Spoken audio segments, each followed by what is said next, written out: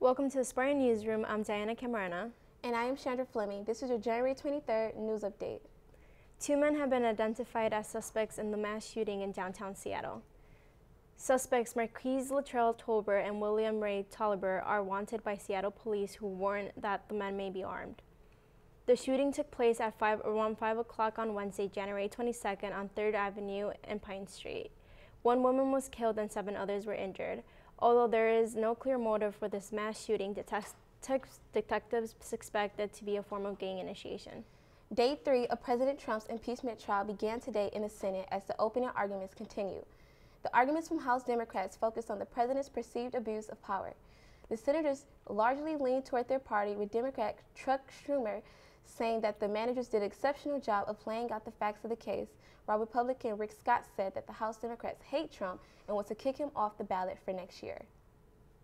A deadly virus infecting nearly 600 people in at least 6 countries has made its way into the U.S. In December of 2019, this virus started to make headlines, but no one knew its origin.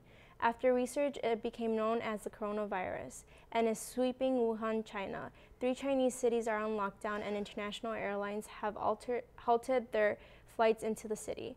Passengers are now being screened for fever on arrival to prevent the spread. A plane crash killed 3 United States firefighting personnel in Australia. The C-130 Hercules aircraft, constructed by the Royal Fire Service from the U.S., was being used to combat the wild bushfires when the pilot and 2 crew members lost contact with RFS officials. The cause of the crash is still undetermined, and all other air relief operations were suspended pending investigation. The crash has brought the fire death toll up to at least 31 since September. The Harvey Weinstein trial continues today in New York. Sopranos actress Annabelle Sciorra, one of more than 80 women to accuse Weinstein of misconduct, will testify today. She is accusing Weinstein of raping her in the early 90s. Weinstein claims everything he has done was consensual and has text messages and notes for his case defense. Sciorra is one of the 3 women who are pressing charges involving rape and sexual assault. 2 male suspects are in police custody for a human trafficking incident. The 2 female victims for the Upper Peninsula drove to the home of the suspects, where they were drugged, pimped out, and sexually abused.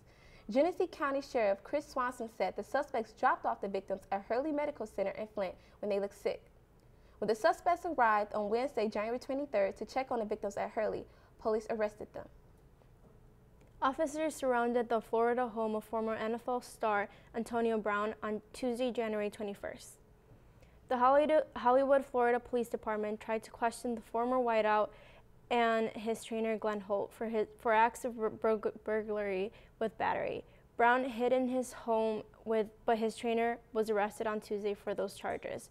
Holt posted a $20,000 bond and was released the next day.